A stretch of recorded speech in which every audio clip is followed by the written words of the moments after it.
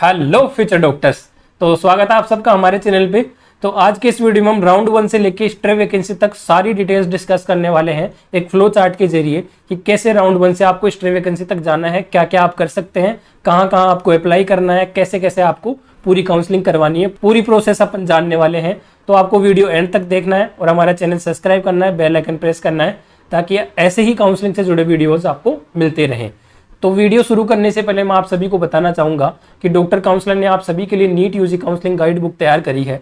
उस बुक में आपको काउंसलिंग से जुड़ी सारी डिटेल मिलेंगी। आज जो वीडियो में बताऊंगा वो डिटेल भी सारी है, पूरा फ्लो चार्ट के जरिए इजी वे में समझाया गया है और सारी कॉलेजेस की डिटेल है, बॉन्ड है, फीस स्ट्रक्चर है, कट ऑफ है, एस्टैब्लिश ईयर है, सीट्स की डिटेल है, सब कुछ आपको मिल जाएगी। आप खुद की काउंसलिंग खुद ही करवा सकते हैं उस बुक को देख के। आपको कहीं भी डाटा के लिए भटकने की जरूरत नहीं है। और आप चाहे तो हमारी पेड काउंसलिंग प्रोग्राम भी ले सकते हैं जिसके अंदर हम आपको पर्सनलाइज चॉइस प्रेफरेंस लिस्ट बना के दे देंगे और आपकी काउंसलिंग में पूरी मदद करेंगे लास्ट राउंड तक, जब तक आपको कॉलेज नहीं मिल जाती है। तो स्क्रीन पे जो नंबर दे रखे हैं वहां पे जाके आप मैसेज कर सकते हैं, कॉल कर सकते हैं पेड काउंसलिंग लेने के लिए या बुक परचेज करने के लिए। तो चलिए वीडियो शुरू करते हैं। तो वीडियो में मैं आपको बताने वाला हूँ राउंड 1 से लेके स्ट्रे वैकेंसी तक की प्रोसेस। तो सबसे पहले होता है रजिस्ट्रेशन। रजिस्ट्रेशन आपको एक बेसिक रजिस्ट्रेशन करवाना पड़ता है। जो राउंड 1 से पहले होता है वो बेसिक रजिस्ट्रेशन होता है, बिल्कुल बेसिक। उसके अंदर आप अगर रजिस्ट्रेशन करवा लेते हैं तो आप पूरी काउंसलिंग के लिए आप पार्ट ले सकते हैं। राउंड 1, राउंड 2, मोप अप, स्ट्रे तक आप पूरी काउंसलिंग में पार्ट ले सकते हैं। फिर अलग से 2 रजिस्ट्रेशन और होते हैं, जो एक राउंड 2 से पहले होता है, एक मोप अप से पहले होता है। अगर कोई बच्चा ये रजिस्ट्रेशन नहीं करवा पाता है तो वो राउंड 2 से पहले भी करवा सकता है, वो आगे की काउंसलिंग में एलिजिबल हो जाएगा। कोई बच्चा राउंड 2 वाला भी भूल जाता है तो वो मोप अप में ले सकता है, मोप अप से आगे वाली काउंसलिंग के लिए एलिजिबल हो जाएगा। तो रजिस्ट्रेशन की फैसिलिटी है वो 3 राउंड में आपको देखने को मिलती है। राउंड 1 से पहले भी बेसिक रजिस्ट्रेशन की, राउंड 2 से पहले भी देखने को मिलती है और मोप अप से पहले भी। अब रजिस्ट्रेशन में चाहने वाले डॉक्यूमेंट की बात करें तो उसमें मैंने पहले ही वीडियो बना दिया है, लिंक मैं डिस्क्रिप्शन में दे रहा हूँ, वहां से जाके आप देख सकते हैं। फीस की मैं बात करूं तो फीस एक होती है रजिस्ट्रेशन फीस, एक होती है सिक्योरिटी मनी। सिक्योरिटी मनी इसलिए ली जाती है कि बच्चा सीट अलॉट होने पे उसको छोड़े ना, ताकि उनकी सीटें वैकेंट ना रहे, ताकि वो अगले राउंड में ना जाए सीटें, इससे नुकसान होता है। तो इस वजह से क्या है, सिक्योरिटी मनी रखी गई ताकि बच्चा सिक्योरिटी मनी लॉस होने के डर से वो सीट छोड़े ना। तो सिक्योरिटी मनी कब कब किस किस केस में फॉरफिट होती है उस पर हमारा वीडियो मिल जाएगा, मैं लिंक डिस्क्रिप्शन में दे दूंगा। अब बात करते हैं रजिस्ट्रेशन फीस कितनी होती है। तो वो होती है 500 रुपये OBC, SC, ST, EWS के लिए, और जनरल के लिए 1000 होती है। ये जो रजिस्ट्रेशन फीस है ये नॉन रिफंडेबल होती है। सिक्योरिटी मनी रिफंडेबल होती है, जनरल के लिए 10,000 होती है, SC, ST, OBC, EWS के लिए 5,000 होती है। तो ये जो है रजिस्ट्रेशन फीस है और ये सिक्योरिटी मनी है। सिक्योरिटी मनी आपको रिफंड हो जाती है, ये रिफंडेबल नहीं है। जैसे आपने रजिस्ट्रेशन करवाया, आपका राउंड 1 चालू होगा। राउंड 1 में चॉइस फिलिंग होगी आपकी और चॉइस लॉकिंग होगी, उसके बाद आपका रिजल्ट आ जाएगा। चॉइस फिलिंग आपको सारी कॉलेजेस के ऑप्शन दिए जाएंगे, आप अनलिमिटेड चॉइस फिल कर सकते हैं। चॉइस फिलिंग आपको टॉप कॉलेजेस से लो कॉलेजेस की तरफ चलते हुए भरनी है अपनी प्रेफरेंस के हिसाब से, और फिर कॉलेज आपको अपनी रैंक के हिसाब से अलॉट होगी। अगर टॉप कॉलेजेस में सीटें बचती है आपकी रैंक के ऊपर तो उनमें आपको सीट दे दी जाएगी, अदरवाइज वो नीचे आते रहते हैं आपकी रैंक के हिसाब से।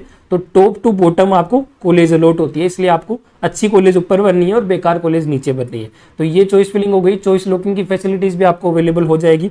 उसके बाद आपका रिजल्ट आएगा। रिजल्ट आने के बाद आपको अलॉटमेंट लेटर डाउनलोड करना है। अब आपके पास 2 ऑप्शन बनते हैं, एक तो आपको कॉलेज अलॉट हुई है, एक आपको कॉलेज अलॉट नहीं हुई है। अलॉट नहीं हुई है तो आपके रिजल्ट में कुछ भी कॉलेज शो नहीं होगी, आप डायरेक्टली एलिजिबल हो जाओगे राउंड 2 के लिए।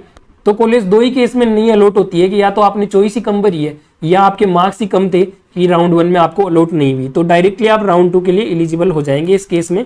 फिर कॉलेज अगर आपको अलॉट होती है तो आपके पास 2 ऑप्शन होते हैं, आप वहाँ पे जाएं रिपोर्ट करवाने, आप वहाँ पे नहीं जाएं। रिपोर्टिंग का मतलब होता है आप अपने सारे डॉक्यूमेंट लेके वहाँ पे जाके एडमिशन ले रहे हैं, ज्वाइन कर रहे हैं कॉलेज को, फीस वगैरह डिपॉजिट करवा रहे हैं। तो अगर आप नहीं जाते हैं तो आप कोई दिक्कत नहीं है, सेफ है। आप इसको फ्री एग्जिट बोलते हैं।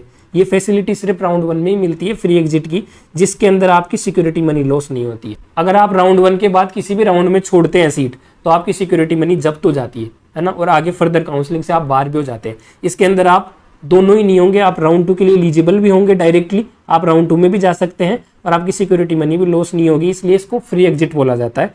तो फ्री एग्जिट एकदम सेफ है, कोई दिक्कत वाली बात नहीं है, फ्री एग्जिट आप कर सकते हैं। फिर आपको कॉलेज मिली थी और आप रिपोर्टिंग करने गए हैं वहाँ पे, तो आपके सामने 2 ऑप्शन आते हैं, या तो आप उसी कॉलेज को ज्वाइन कर लो या फिर अपग्रेडेशन के लिए आप फॉर्म भरो। वहाँ पे आपको एक फॉर्म दिया जाएगा, उसमें आपसे यस और नो पूछा जाएगा कि आप अपग्रेडेशन करवाना चाहते हैं राउंड 2 में या नहीं करवाना चाहते।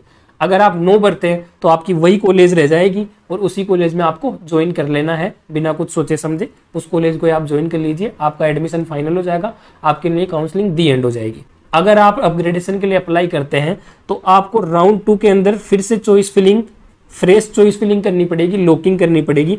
उसके बाद आपका रिजल्ट आएगा तो आपका कॉलेज या तो अपग्रेड हुआ है या नहीं अपग्रेड हुआ है। 2 केस बन सकते हैं। अपग्रेड हुआ है मतलब नया कॉलेज आपको मिला है, न्यू कॉलेज आपको मिला है। नॉट अपग्रेड मतलब जो पहले वाला था वो ही रह गया, तो उस पर एडमिशन आपको लेना ही पड़ेगा। डॉक्यूमेंट आपके पहले से वहाँ पे जमा है, इसलिए आपको वहाँ पे जाके एडमिशन लेना ही पड़ेगा। आपकी फाइनल हो गई वो कॉलेज, आपकी काउंसलिंग दी एंड हो गई। अगर अपग्रेड हो गया, नया कॉलेज मिल गया, तो बच्चे पे डिपेंड है वो जाए या ना जाए। अगर वो जाता है और नई कॉलेज ज्वाइन कर लेता है तो उसका एडमिशन फाइनल हो जाएगा और वो वहाँ पे जाके उसकी काउंसलिंग दी एंड हो जाएगी आगे के लिए फर्दर। और अगर वो बच्चा वो सीट नहीं लेना चाहता है तो वो उसको छोड़ भी सकता है। इसको अपन एग्जिट बोलेंगे, क्योंकि ये अपग्रेड तो राउंड 2 में हुआ है ना, तो फ्री एग्जिट तो राउंड 1 के लिए अप्लाई था, ये राउंड 2 में हुआ है तो इसलिए एग्जिट बोलेंगे इसको। सिक्योरिटी मनी भी लॉस होगी, काउंसलिंग भी दी एंड हो जाएगी। लेकिन इसके पास एक और चांस बनता है कि ये मोपअप राउंड में फ्रेश रजिस्ट्रेशन करवा के आगे पार्ट ले सकता है काउंसलिंग के अंदर। तो फिर राउंड 2 की बात करते हैं अपन। ये तो इनके लिए बात करिए राउंड 2 की अपन ने, अपग्रेडेड कैंडिडेट्स के लिए। और नोट अलॉटेड कैंडिडेट और नोट रिपोर्टेड कैंडिडेट सीधे राउंड 2 में चले गए। और ऐसे बंदे जिन्होंने काउंसलिंग में अभी तक पार्ट ही नहीं लिया तो वो रजिस्ट्रेशन करवा के आ सकते हैं। 3 टाइप के बंदे आ सकते हैं इसके अंदर। एक तो जिन्होंने रिपोर्ट ही नहीं किया, कॉलेज मिल गई थी। एक जिनको कॉलेज ही नहीं मिली। एक जिन्होंने अभी तक रजिस्टर नहीं करवाया, वो बंदे आ गए। एक बंदे पहले ही आ चुके जिन्होंने रिपोर्ट करवाया और यस भरा है विलिंगनेस के अंदर। उनकी तो राउंड 2 में अलग प्रोसेस थी, वो मैं आपको पहले ही बता चुका हूँ। इन्हीं के अंदर आ जाएंगे, वो भी कैंडिडेट इन्हीं में शामिल हो जाते हैं। फिर इसके बाद आपकी वही सेम प्रोसेस होगी, choice filling, choice locking, result. आपके पास 2 ऑप्शन बनेंगे, यहाँ भी कॉलेज अलॉट हुई, नहीं अलॉट हुई। नहीं अलॉट हुई है तो आप ऑटोमेटिकली अगले राउंड में एलिजिबल हो जाओगे। ऐसा ही चलता रहता है, जब तक कॉलेज अलॉट नहीं होती है आप ऑटोमेटिकली नेक्स्ट राउंड में एलिजिबल हो जाते हैं। कॉलेज आपको अलॉट हो गई है, आपने ज्वाइन करी, नहीं ज्वाइन करी, ज्वाइन करी तो एडमिशन फाइनल, काउंसलिंग एंड। आप AIQ एंड स्टेट दोनों के लिए एलिजिबल नहीं होंगे, आगे काउंसलिंग आपकी दी एंड हो जाएगी। ये पिछले साल से नया रूल आया था कि राउंड 2 या राउंड 2 के बाद कोई भी बंदा ज्वाइन करता है तो वो आगे की फर्दर काउंसलिंग के लिए डिस्क्वालीफाई हो जाता है, वो पार्ट नहीं ले सकता, चाहे स्टेट हो चाहे ऑल इंडिया हो। तो ये बच्चा एंड हो चुकी काउंसलिंग। अगर नहीं ज्वाइन किया तो एग्जिट बोलेंगे इसको। जो केस यहाँ बना था न्यू वाले में, बच्चे की अपग्रेड हुई थी और नई कॉलेज मिली थी, वो नहीं लेना चाहता था, वही सेम बात है, नॉट ज्वाइन। तो ये एग्जिट करेगा ये बंदा, तो एग्जिट करेगा, सिक्योरिटी मनी लॉस होगी और काउंसलिंग से बाहर हो जाएगा। लेकिन ये पार्ट ले सकता है दोबारा फ्रेश रजिस्ट्रेशन करवा के मोपअप राउंड के अंदर, यहाँ से इसकी काउंसलिंग फिर से चालू हो जाएगी। तो इस जो राउंड 2 के अंदर मैंने बात करी है, कॉलेज अलॉट हुई है, तो ये बच्चे ये भी थे, इनको भी मैंने इंक्लूड किया है, जो जिनको कॉलेज अलॉट हुई थी और यस किया था उन्होंने अपग्रेडेशन के लिए रिपोर्ट करवा के। और वो भी बच्चे हैं जिनको अलॉट नहीं हुई थी, अब अलॉट हुई है। तो ये दोनों बच्चों के लिए कॉमन है ये चीज़, है ना। फिर बात करते हैं अपन मोपअप राउंड की। तो मोपअप राउंड की बात करें तो एक तो फ्रेश रजिस्ट्रेशन वाले बच्चे आ सकते हैं इसके अंदर। एक बच्चे वो आ सकते हैं जो एग्जिट करे थे, वो फ्रेश रजिस्ट्रेशन करवा के आ सकते हैं। जिन्होंने राउंड 2 के अंदर एग्जिट किया है, जिनका कॉलेज चेंज हो गया था, नया मिला था, एग्जिट किया था, वो बंदे भी। जिनको फ्रेश अलॉटमेंट हुआ था, कॉलेज नहीं ज्वाइन किया, एग्जिट किया था, वो बंदे भी। दोनों टाइप के बंदे इसके अंदर आ सकते हैं फ्रेश रजिस्ट्रेशन करवा के। और वो बंदे भी आ सकते हैं जिन्होंने अभी तक कोई फ्रेश रजिस्ट्रेशन नहीं करवाया है। इसके अंदर फ्रेश चॉइस फिलिंग होगी, फ्रेश चॉइस लॉकिंग होगी, उसके बाद आपका रिजल्ट आ जाएगा। रिजल्ट आने के बाद आपके पास 2 ऑप्शन बनते हैं, यहाँ पे भी कॉलेज अलॉट हुई, नहीं अलॉट हुई। नहीं अलॉट हुई तो आप डायरेक्ट स्ट्रे वैकेंसी के लिए एलिजिबल हो जाएंगे, सीधे सीधे आप चले जाएंगे। जब तक अलॉट नहीं होती है आप आगे के राउंड में एलिजिबल होते जाते हैं। अलॉट हुई, ज्वाइन करेंगे, नहीं ज्वाइन करेंगे, ज्वाइन करेंगे तो एडमिशन फाइनल होगा, काउंसलिंग दी एंड होगी। AIQ एंड स्टेट दोनों के लिए काउंसलिंग दी एंड हो जाएगी, आप कहीं भी नहीं जा पाएंगे ज्वाइन करेंगे तो। अगर आपने नहीं ज्वाइन किया तो वही सेम चीज़, सिक्योरिटी मनी आपकी लॉस हो जाएगी और आप काउंसलिंग से बाहर हो जाएंगे, दी एंड हो जाएगा आपका। लेकिन आपने राउंड 2 में एग्जिट किया था, इसका मतलब आपका क्या था, वहाँ पे आप मोपअप में वापस आ सकते थे फ्रेश रजिस्ट्रेशन करवा के।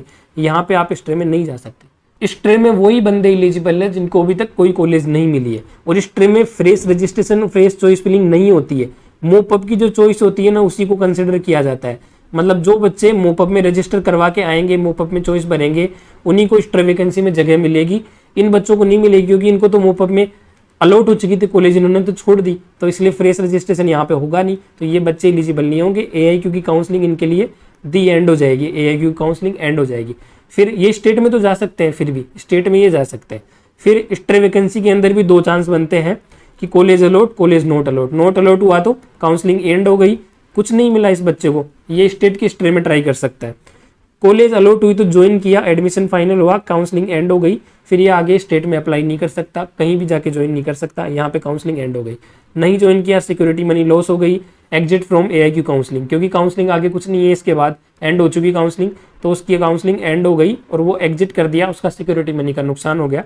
यहाँ से वो स्टे वैकेंसी में जा सकता है स्टेट की में, तो स्टेट में ये दोनों बच्चे जा सकते हैं अगर अलॉट नहीं हुई है या फिर स्टे वैकेंसी में वो बच्चा छोड़ के आया है, तो ये स्टेट में जा सकते हैं। जिन्होंने ज्वाइन किया वो कहीं नहीं जा सकते, वहीं की वहीं रुक जाएंगे, रिजाइन करने का मौका भी नहीं दिया जाएगा राउंड 2 के बाद। राउंड 1 में आपको रिजाइन करने का मौका दिया जाता है, उसकी एक डेट आती है, तो उस फिक्स डेट में आप रिजाइन कर सकते हैं। तो यहाँ पे एक और केस जनरेट होता है जो राउंड 1 में मैंने आपको बताया था कि यहाँ पर रिपोर्टेड कैंडिडेट है, यहाँ पर नोट रिपोर्टेड है, तो इनके साथ साथ ही रिजाइन कैंडिडेट भी होते हैं, उनको नोट रिपोर्टेड कैंडिडेट की तरह ही ट्रीट किया जाता है। मतलब बच्चे ने रिपोर्ट किया और वहाँ पे जाके ज्वाइन कर लिया बच्चे ने कॉलेज, और वो गिवन टाइम के अंदर रिजाइन कर देता है, वहाँ जाके ऑनलाइन मोड में रिजाइन करना होता है, वहाँ पे जाके एक एप्लीकेशन जनरेट करवाना होता है कॉलेज से। जैसे ही वो रिजाइन कर देता है तो उसको नोट रिपोर्टेड की तरह ही माना जाता है, तो वो राउंड 2 के अंदर डायरेक्ट एलिजिबल हो जाएगा, सिक्योरिटी मनी भी लॉस नहीं होगी उसकी, तो ये भी यही केस बन जाएगा। तो ये सारा सीन था आपकी काउंसलिंग का लास्ट तक, स्ट्रे वैकेंसी तक। ये जो मैंने बताया ये हमारी नीट काउंसलिंग गाइड बुक में भी दे रखा है, एकदम बढ़िया तरीके से समझाया हुआ है, तो वो आप परचेज कर सकते हैं।